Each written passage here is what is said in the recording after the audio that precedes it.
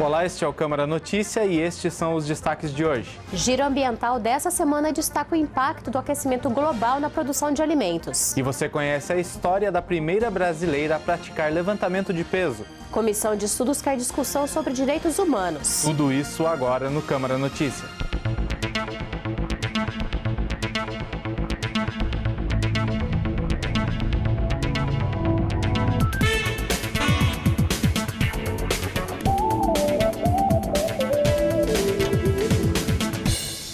Emocionado, o vereador Pedro Tourinho vai à tribuna para falar do memorial que havia no local da morte do ex-prefeito Toninho e que foi removido sem aviso algum para a construção de uma obra.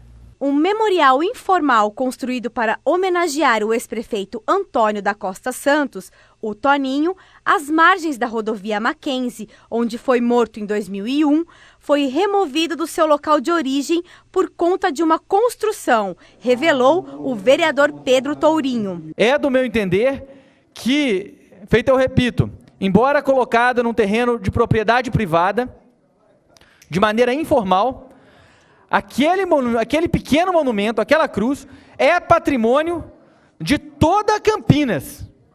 Patrimônio, memória de toda Campinas. Ainda segundo o parlamentar, ninguém da família ou mesmo do partido foi sequer comunicado sobre o ato. Em outras cidades, locais onde aconteceram tragédias que abalaram a vida de milhões, como é o assassinato de Antônio da Costa Santos, se tornaram locais de peregrinação, locais de preservação da memória.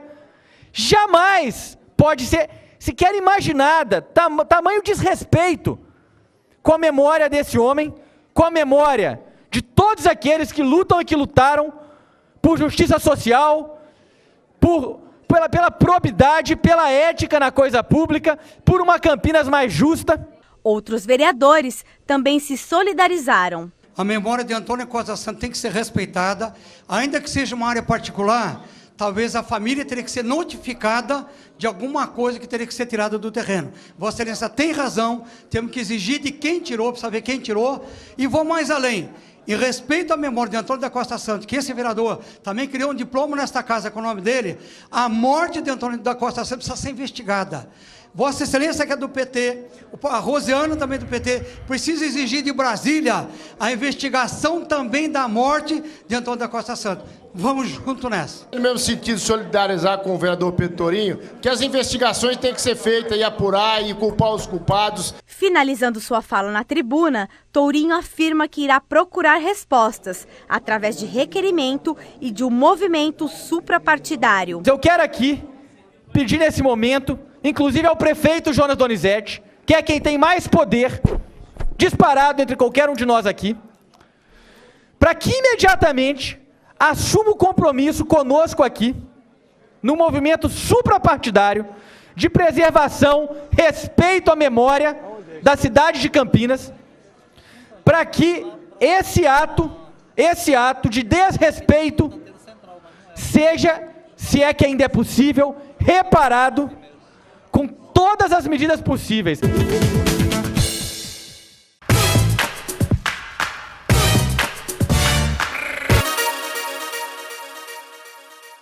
A Comissão de Constituição e Legalidade aqui da Câmara realiza na quarta-feira, 9 de março, 2 audiências. A primeira, marcada para as 10 da manhã, vai discutir o projeto de lei que cria o cargo de corregedor adjunto da Guarda Municipal, entre outros assuntos. A reunião deve contar com a presença de secretários municipais. Já a partir das 11 da manhã, os parlamentares discutem um projeto de lei complementar que vai criar, remanejar e redenominar unidades administrativas da Secretaria Municipal de Saúde. As audiências são abertas ao público, realizadas no plenário da Câmara, com acesso pela Avenida Engenheiro Roberto Mange, 66, no bairro Ponte Preta. E as reuniões também são transmitidas ao vivo pela TV Câmara Campinas. A Câmara aprovou a criação de uma comissão especial de estudos para a discussão do Centro de Referência em Direitos Humanos na prevenção e combate ao racismo e discriminação religiosa. O vereador Luiz Carlos Rossini, do PV, pediu a constituição de uma comissão especial de estudos para debater a criação do Centro de Referência em Direitos Humanos. Na Conferência Municipal dos Direitos Humanos de 2013, uma das principais prioridades tiradas nessa conferência foi a criação de um centro de referência em direitos humanos especializado em acolher denúncias relacionadas à discriminação religiosa e racial. A comissão foi formada durante reunião ordinária. A ideia dessa comissão de estudos, na verdade, é fazer com que a Câmara possa colher opiniões, sugestões, para definir conceitualmente o modelo ideal para enfrentar essa realidade, qual a estrutura adequada, para que Campinas tenha um centro que realmente cumpra esse papel, que é não só a promoção da prevenção a todo tipo de discriminação, particularmente a racial e a religiosa, mas também ter uma forma de acolhimento, encaminhamento, tratamento das pessoas que se sintam vítimas desse tipo de discriminação. Além do vereador Rossini, que preside a comissão, os demais componentes serão os parlamentares: Carlão do PT, Cid Ferreira do Solidariedade, Paulo Galtério do PSB e Gustavo Peta do PCdoB.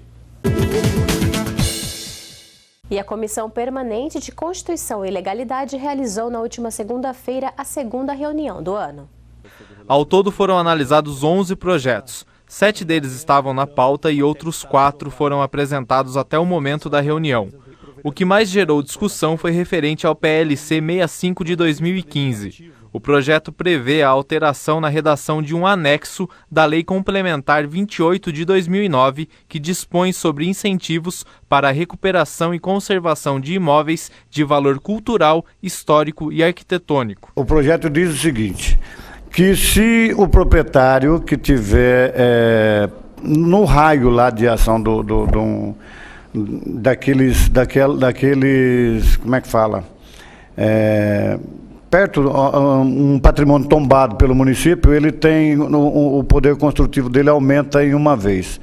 Então, como ele já foi agraciado por outras leis, ele não pode utilizar essa lei para ter mais uma vez. Então, é por isso que eu exarei parecer favorável ao projeto, senão ele vai ser beneficiado por duas vezes. E a gente não acha justo, como o prefeito também fez esse projeto para coibir isso. Então, meu parecer é favorável ao projeto. O que eu apontei para o vereador Zé Carlos, relator, é que o analista legislativo, no caso o senhor Danilo Epitácio, ele ressalta que, ante a ausência indispensável de parecer necessária a apreciação pela Câmara, temos que, nesse ponto, o projeto incorre em ilegalidade. Eu entendo que esse projeto ele não está ampliando direitos, ao contrário, ele está regulamentando um direito que já existe. Então, né? Mas é importante que a gente faça essa discussão aqui para que... Sem problema nenhum. Eu acho o seguinte, presidente, nós estamos votando hoje a legalidade do projeto. Nada impede que a gente vote a legalidade e reenvia para o CMDU, não tem problema nenhum, para ele ver o mérito do projeto, embora que já foi enviado e eles não se manifestaram. Quer dizer, aí deixa, a Câmara já deu a anuência que está contido como parecer legislativo aqui, entendeu? Nós já fizemos o encaminhamento e eles não se manifestaram. Então nós não podemos ficar travados esperando, né, que eles nos façam. Diante dos fatos, ficou decidido pelos vereadores manter o parecer favorável, porém com uma intervenção junto ao CMDU para garantir a celeridade do processo. Ao todo, 8 dos 11 projetos analisados foram aprovados pelos vereadores. O quadro Giro Ambiental de hoje destaca as consequências do aquecimento global, que pode matar 500 mil pessoas em todo o mundo por falta de alimentos. Os detalhes você confere com Mirna Abreu.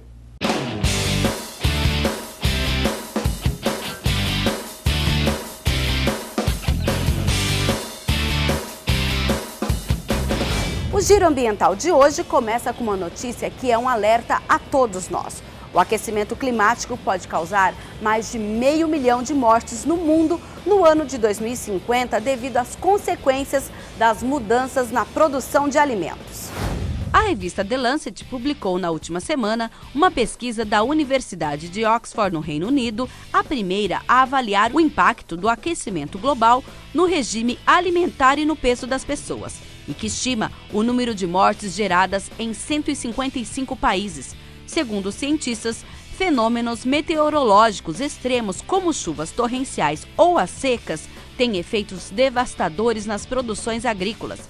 Individualmente, isso acarretaria uma diminuição média de 3,2% da quantidade de alimentos disponíveis, de 4% do consumo de frutas e verduras e de 0,7% de carne vermelha em relação a 2010. Os países mais afetados seriam aqueles de baixa e média renda, principalmente na região do Pacífico Ocidental e do Sudeste da Ásia. Cerca de 3/4 das mortes ocorreria na China e na Índia. O governador Geraldo Alckmin afirmou nesta segunda-feira que a questão da água está superada em São Paulo. A questão da água está resolvida, porque nós já chegamos a quase 60% do Cantareira e 40% do Alto Tietê. Isso é água para 4 ou 5 anos de seca, disse o governador. Desde julho de 2014, o sistema passou a operar com volume morto através de bombeamento. A expectativa era de uso até o fim do verão, com probabilidade de 98% de o Cantareira sair do volume morto até abril. Mas a chuva acima da média nos últimos meses acelerou o processo e o sistema opera sem a reserva desde o fim de dezembro de 2015. E hoje, no Dia Internacional da Mulher, o Giro Ambiental faz uma homenagem às mulheres que defendem o meio ambiente. A engenheira agrônoma Maria Tereza Pádua é um dos nomes mais importantes quando se fala de meio ambiente no Brasil. É membro do Conselho da Associação OECO, membro do Conselho da Fundação Grupo Boticário de Proteção à Natureza e da Comissão Mundial de Parques Nacionais da UICN. Maria Tereza ainda é uma flor. A orquídea Laélia purpurata Maria Tereza foi batizada em sua homenagem. Marina Silva começou sua trajetória de defesa do meio ambiente ainda no Acre, ao lado de Chico Mendes, lutando pela defesa do desenvolvimento sustentável, quando poucos sabiam o que isso significava. Em sua carreira política, foi vereadora, deputada federal, senadora e ministra do Meio Ambiente entre 2003 e 2008. No final de 2007, o jornal britânico The Guardian incluiu a então ministra entre as 50 pessoas que podem ajudar a salvar o planeta. Suzana Canribeiro é a grande responsável por colocar o Brasil nas instâncias internacionais sobre mudanças climáticas. Ela trabalhou à frente da Secretaria de Mudanças Climáticas no Ministério do Meio Ambiente e conseguiu negociar com outros setores do governo a criação de um plano de metas voluntárias de redução das emissões brasileiras até 2020. Mônica Picaveia implementou o projeto Transition Towns, ou Cidades em Transição, criado pelo inglês Rob Hopkins, na Brasilândia, zona norte da capital paulista. O projeto está presente em mais de 30 países, mas até então nenhum foi implementado em um bairro pobre. O objetivo é transformar ambientes urbanos em cidades sustentáveis. Márcia Irota é coordenadora da Fundação SOS Mata Atlântica, que atua na preservação do bioma, responsável pelos pouco mais de 10% de mata que ainda estão preservados. Seu trabalho nos alerta para o perigo de se perder o pouco que resta desse bioma. Além disso, ela também coordena o Atlas dos Remanescentes Florestais da Mata Atlântica, em parceria com o INPE. Um trabalho fundamental que mostra o quanto o bioma já foi desmatado, mapeia as áreas de florestas remanescentes e é base para qualquer política de preservação. Sabemos que faltam muitos nomes importantes para a causa ambiental. E estas 5 mulheres que homenageamos hoje representam apenas uma parte de tantas outras, até anônimas, que lutam pelo meio ambiente. E com um feliz Dia da Mulher, encerramos o Giro Ambiental. Até a próxima semana.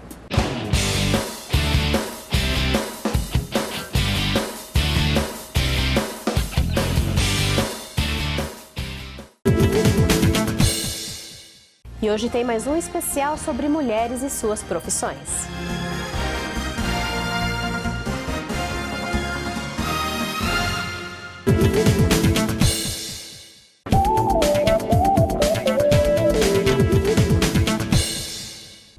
Na Na última sexta-feira, teve a entrega do título de cidadão campineiro aqui na Câmara. O homenageado foi o empresário Carlos Panzan, que recebeu o título de cidadão campineiro das mãos do vereador Luiz Henrique Cirilo. Hoje ele é um dos diretores executivos da Transportadora Americana e sócio cotista das empresas que formam o Grupo TA. Grupo movido pela contínua inovação e criação de soluções segmentadas e personalizadas para seus negócios. Foi presidente do Sindicamp, Sindicato das Empresas de Transportes e Cargas de Campinas e Região. Atualmente é vice-presidente da FET-CESP, Federação das Empresas de Transportes e Cargas do Estado de São Paulo. Faz parte do Conselho Regional da SEST, Senat, Serviço Social de Transporte, e também da NTC e Logística. Recebeu já uma medalha de mérito TRC Paulista e a medalha mérito NTC Logística, como também a medalha comemorativa do cinquentenário da Polícia Militar Rodoviária do Estado de São Paulo. O homenageado falou da importância de Campinas na história de vida dele. Eu posso dizer que há 46 anos, quando vim para cá, eu entendi que aqui era o meu lugar, entendeu? E foi aqui que eu constituí minha vida profissional, eu me casei, certo? Constituí a minha família, que tenho 2 filhas maravilhosas, genros, netos, entendeu? E também fiz muitos amigos, certo? Que a maioria estão aqui. Isso foi de suma importância no meu desenvolvimento profissional, intelectual, certo? E de amizade. E a Câmara Municipal de Campinas definiu por sorteio, na noite desta segunda-feira, os integrantes da Comissão Especial de Estudos para avaliar a viabilidade de implantação do sistema metroviário em Campinas.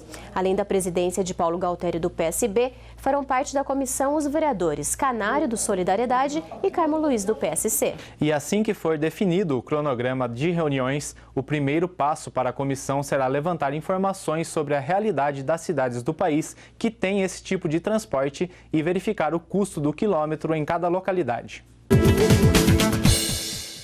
E Câmara aprova a Associação Evangelística Juliano de Souza Ministres como órgão de utilidade pública municipal.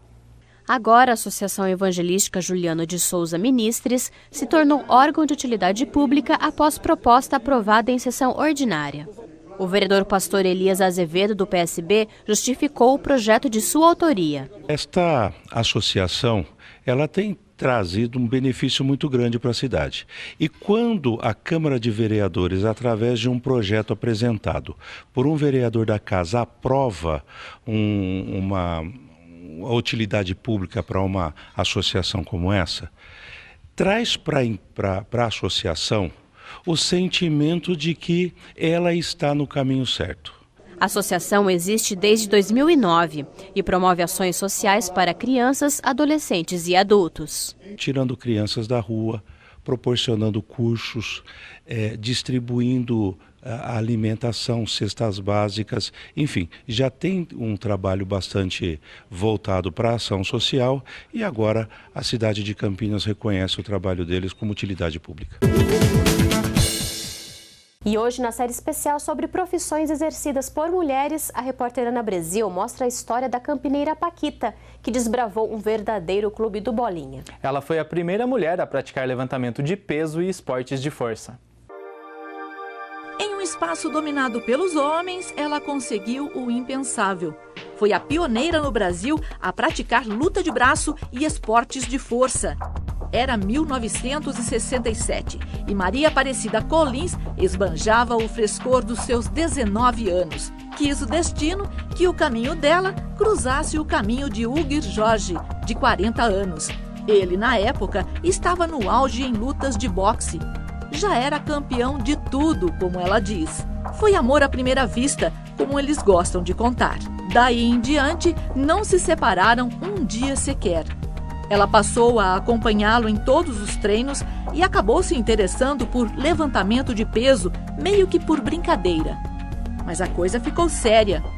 Hugues resolveu então treinar a namorada, a quem chama carinhosamente de Paquita, com o objetivo de apresentá-la no programa de calouros do Silvio Santos, divulgar a novidade, uma mulher levantando peso.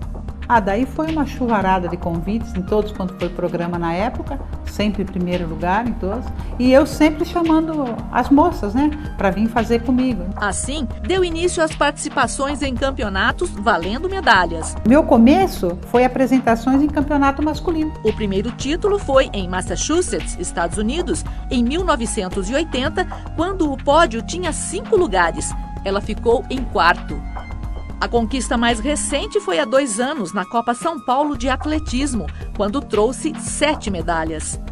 Sobre o título mais expressivo, a atleta tem uma história e tanto para contar. Foi em 1981, no Havaí, onde estava sendo disputado o Mundial de Levantamento de Peso. Eu ia começar de 105, 110 e ia tentar o 115, para pegar uma boa classificação. E puseram 115 na minha primeira pedida. Quando eu fui fazer a última vez, o Hugues virou de costa e a equipe chorando. E quando eu desci com o peso devagar, que eu comecei a subir, os anilheiros, eles ficaram gol, gol, gol, gol, gol, para mim não parar. E eu não parei, continuei, consegui fazer, daí caiu a plateia, né? Isso aí está marcado até hoje. Quase que eu sou desclassificada num campeonato que eu era a melhor brasileira em competição. E o que te deu força nessa hora? Eu acho que Deus, em primeiro lugar, Hugues, a torcida, que ele virou as costas e chorava, e meu pai, porque meu pai gostava muito de ver eu levantar peso, e ele havia falecido há 20 dias. E eu pedi, pai, me ajuda, o senhor gostava tanto de ver eu levantar peso, agora vou embora sem uma medalha? Olha, parece que aquilo, né? E para quem imagina que hoje ela é uma senhora aposentada, que ocupa o seu dia apenas com a lida da casa, se engana, viu? Se engana. Olha ela aí, treinando, treinando. Treino e nem que não tenha competição, né? Estamos treinando. E sempre com a supervisão dele, o marido, cuja história de sucesso no esporte se mistura com a dela, nos recortes de jornais, revistas, uniformes, medalhas e troféus. Um casamento de êxito que no ano que vem comemora bodas de ouro e 100 filhos. Sim, foi uma opção minha, porque quando eu fiz 30 anos, o Hugues falou, Paquita, se você quer um filho, é agora. E eu sabia que se eu ficasse grávida, tem que parar, não pode treinar daquele jeito, principalmente esporte de força, né? E depois do filho também, então eu ia parar quase 2 anos aí, todos os campeonatos à vista já, todos já agendados, mundiais, sul-americano, pan-americano, entendeu? E como eu fui uma criança adotada, me impediu um pouco também de ser mãe, porque eu não sei quem foram meus pais, entendeu? E eu fiquei assim meio apreensiva. E o Hugo já tem 3 filhos maravilhosos, a gente já se dava muito bem. Então eu falei, faço deles os meus filhos e vamos em frente. Paquita conta que sofreu preconceito, mas não se deixou abater, que nunca perdeu a feminilidade e que faria tudo de novo. Festejando a chegada dos 69 anos, Paquita deixa uma mensagem para todas as mulheres que pretendem boa forma e disposição. Que saiam um pouco de frente da televisão, um pouco de frente do computador, do celularzinho. Vai numa academia, faz um pouco de esporte, não tem como ir? Então anda no seu quarteirão, que isso é saúde. Feliz Dia da Mulher para todas as mulheres do mundo. Debate, exposição e apresentação musical ao vivo no plenário. Confira agora a programação especial para essa semana em comemoração ao Dia da Mulher. E nessa semana, a Câmara está com uma programação especial em comemoração ao Dia Internacional da Mulher. E por indicação dos vereadores Jorge da Farmácia e Antônio Flores, nesta terça-feira será entregue o diploma de mérito Mulher Virtuosa, Elizabeth Lins Renault Cordeiro, para a jornalista Fernanda Ferreira, que é a criadora do blog Somos Especiais, dedicado a orientar famílias que tenham filhos com deficiência a praticar esporte. A bailarina Raquel Firmino Andrade também será homenageada, assim como Yara Faz Ferreira e Maria Gorete Pires de Castro, que desenvolvem trabalhos sociais com uso de artesanato.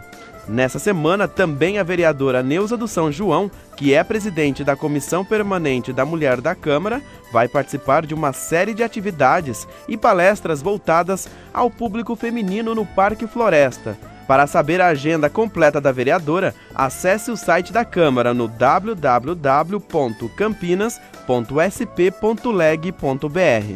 A partir da sexta-feira, dia 18, o hall de entrada do plenário da Câmara vai receber a exposição de fotos Lost Places, um olhar feminino sobre o aspecto peculiar da cidade. A fotógrafa Karen Fontes garimpou e encontrou lugares abandonados de Campinas que possuem uma beleza oculta.